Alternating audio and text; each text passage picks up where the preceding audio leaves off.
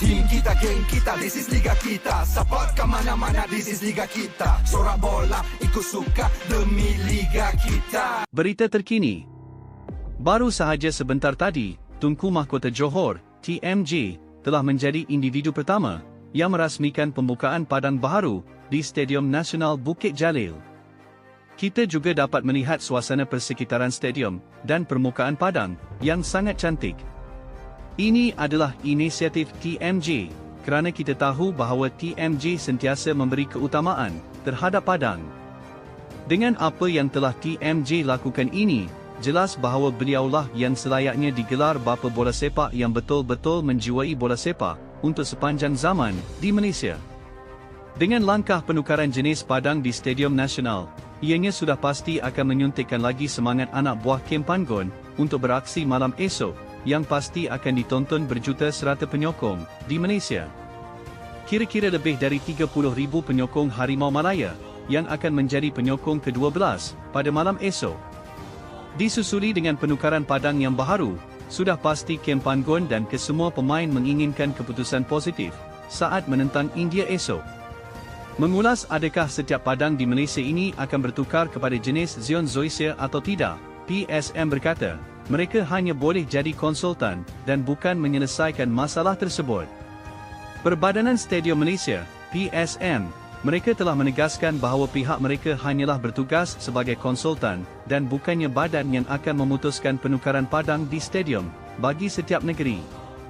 Pengerusinya, Datuk Hans Isaac menjelaskan bahawa pihak PSM akan memberi pendapat mengenai penanaman rumput jenis Zion Zoysia seperti yang disarankan Kementerian Belia Sukan sebelum ini, iaitu menawarkan peruntukan melalui dana geran padanan kepada semua exco belia dan sukan negeri bagi menaik taraf padang bola sepak. Terpulang kepada stadium tertentu untuk menggunakan Zion Zoysia kerana PSM hanyalah bertugas sebagai konsultan. Perbincangan sudah ada dan kami beri pendapat untuk setiap stadium negeri di bawah aset kami. Benda itu datang daripada negeri dan bukannya federal.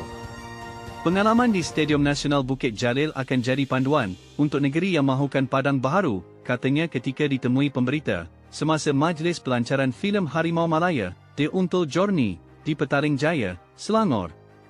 Sebelum ini, Menteri KBS, Hannah Yeoh mengesahkan beliau hanya menerima 2 surat permohonan, iaitu daripada Kerajaan Negeri Kedah dan Perak untuk peruntukan menaik taraf padang bola sepak mereka dengan penanaman rumput jenis Zion Zoysia.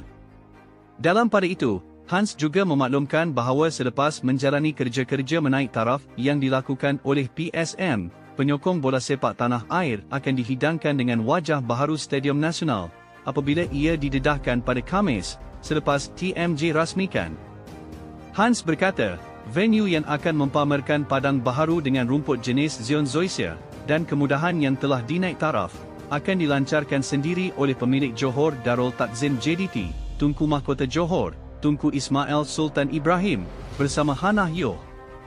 Menurutnya, gelanggang keramat Harimau Malaya itu bukan sahaja menggunakan rumput baharu, malah proses naik taraf turut dilakukan di bahagian lain, termasuk tempat ruangan solat dan tandas yang baharu.